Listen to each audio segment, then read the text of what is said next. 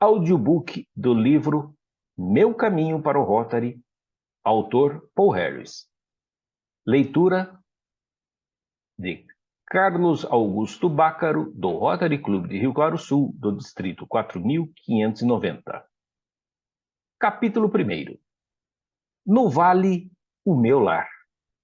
Numa noite de verão há muitos anos, 3 membros da nossa família, papai, meu irmão Cécio, de 5 anos, e eu, criança de 2 anos, desembarcamos do trem em Wallingford, Vermont.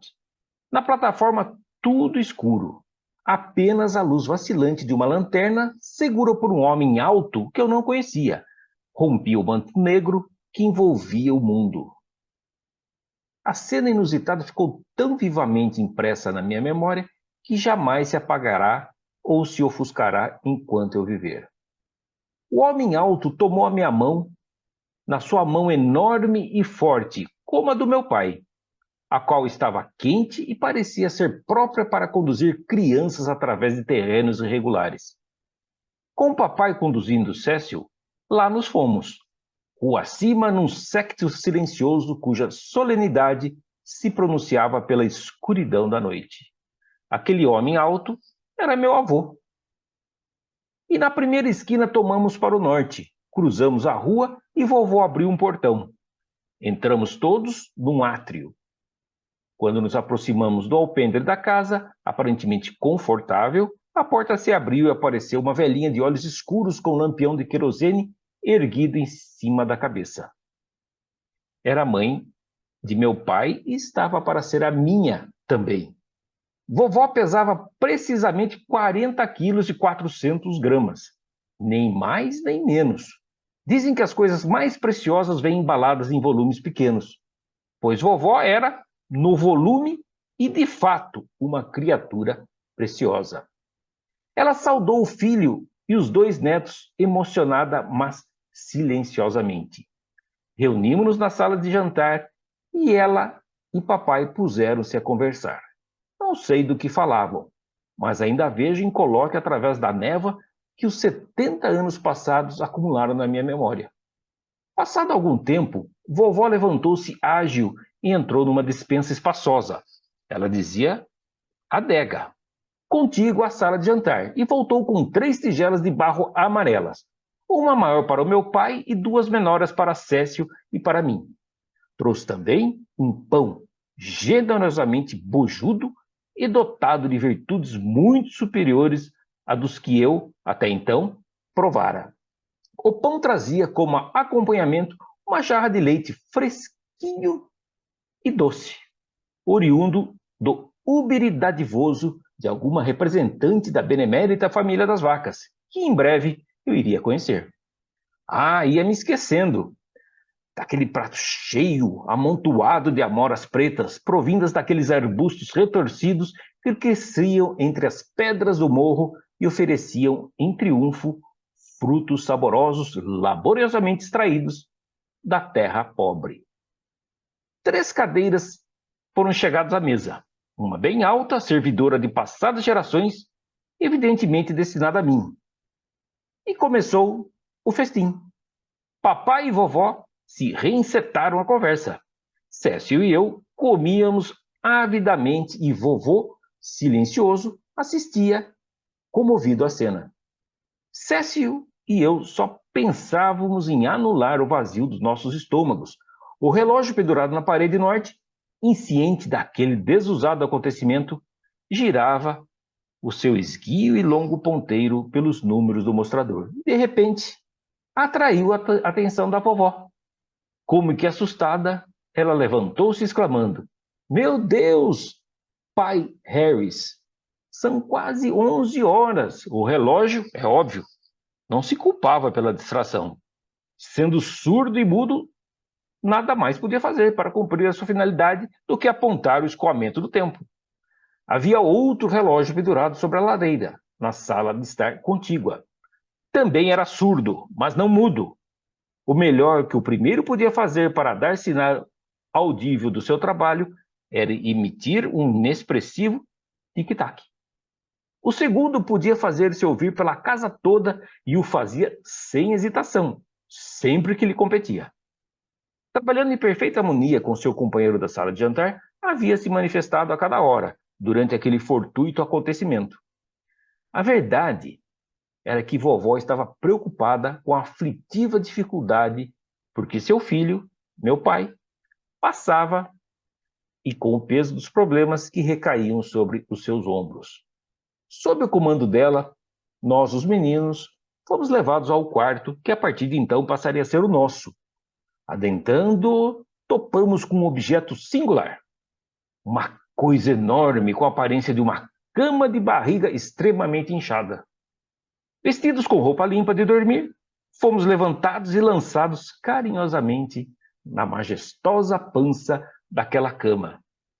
Só recuperamos a consciência no dia seguinte, em dificuldades para fugir da situação de submersos nas ondas do colchão, que, para nos esperar, foram-nos reenchidos de palha a fim de proporcionar-nos repouso e conforto até que viessem as noites frias de outono.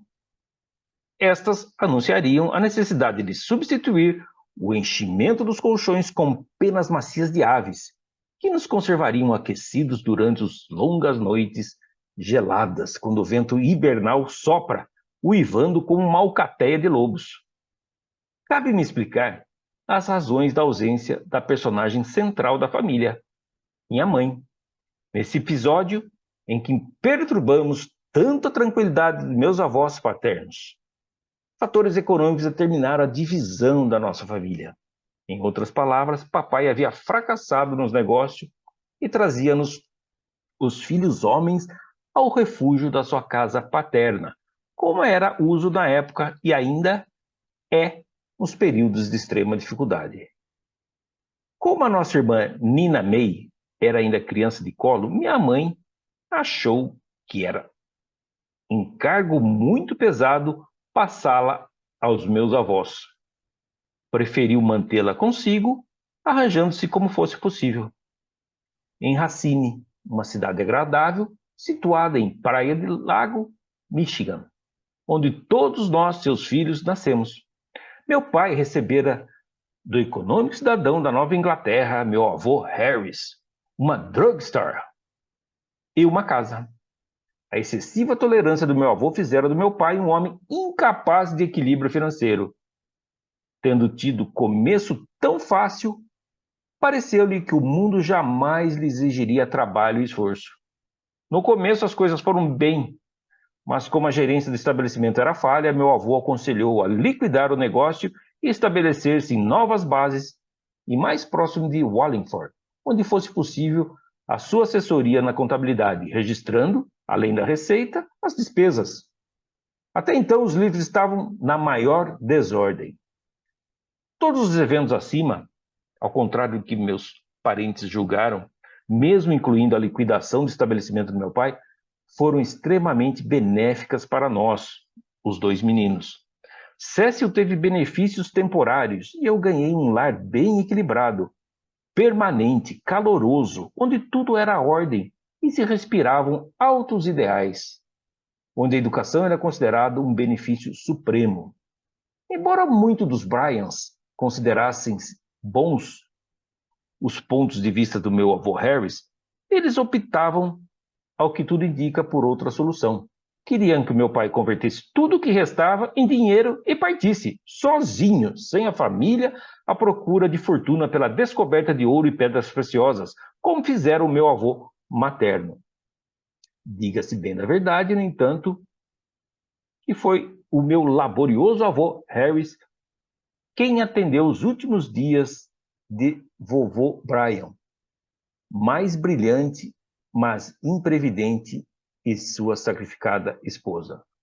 E foi, ainda ele quem, encorajado pela sua adorável e laboriosa companheira, Pamela Rustin Harris, cobriu com o manto da solidariedade as necessidades de todos os seus parentes e ainda hoje se encontra no cartório de Rutland County, o registro da cessão da renda de um remanescente das propriedades da minha avó, em testamento a um membro da nossa família. Deve ter havido muita agitação e mesmo choro quando se rompeu a nossa família em Racine. É sempre lamentável a dissolução de uma família, mesmo que a decepção não alcance as proporções de um fracasso total. No entanto,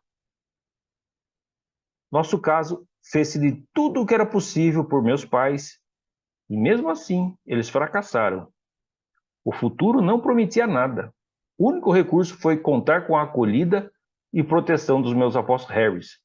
Deve ter sido profundamente humilhante para meu pai voltar à sua aldeia, vencido e desesperançado. Papai Cécio e eu éramos como que a vanguarda dos refugiados.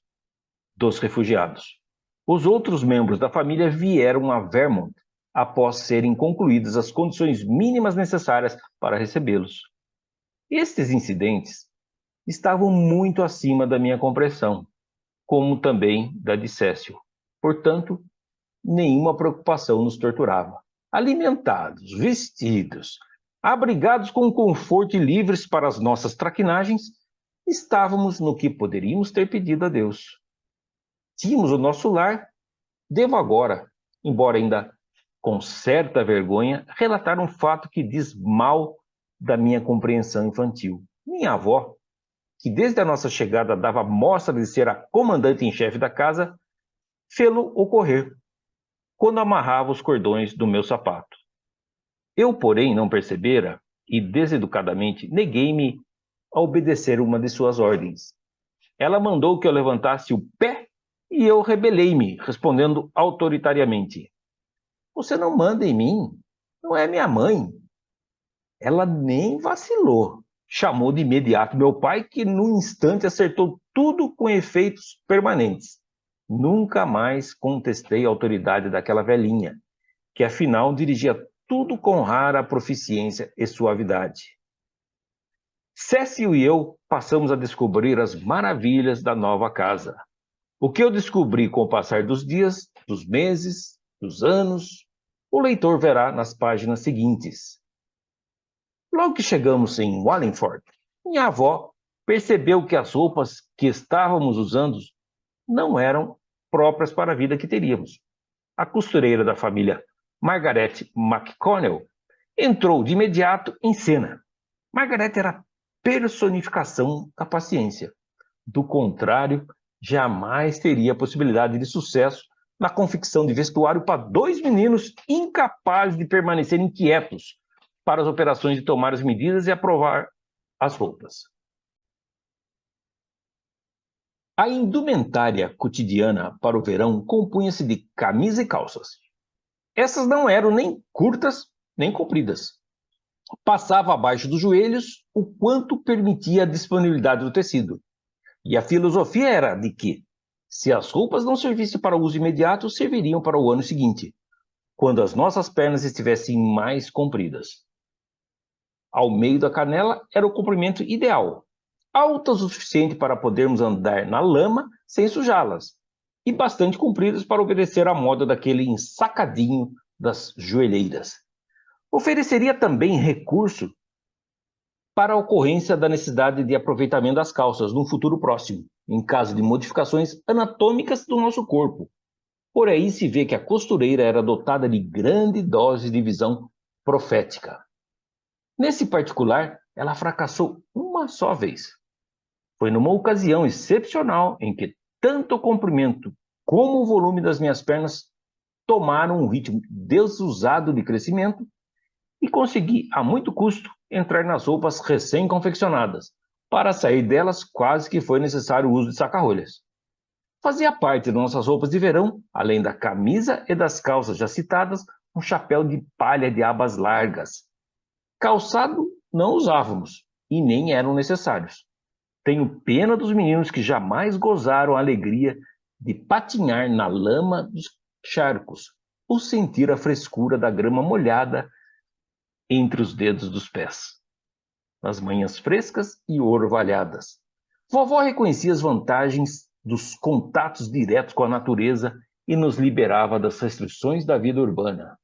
Todas as noites, é óbvio, tínhamos que lavar os pés em água morna antes de inseri-los sobre as cobertas limpas e acolhedoras da nossa cama. Era um preço muito baixo a pagar pelo privilégio e satisfação imensa de andar descalço. Whittier deveria sentir uma grande ternura por meninos que andavam descalços. Do contrário, não escreveria. Abençoados vocês, homenzinhos, meninos dos pés descalços, de faces ao sol crestadas, de calças arregaçadas, assoviando sem percalços.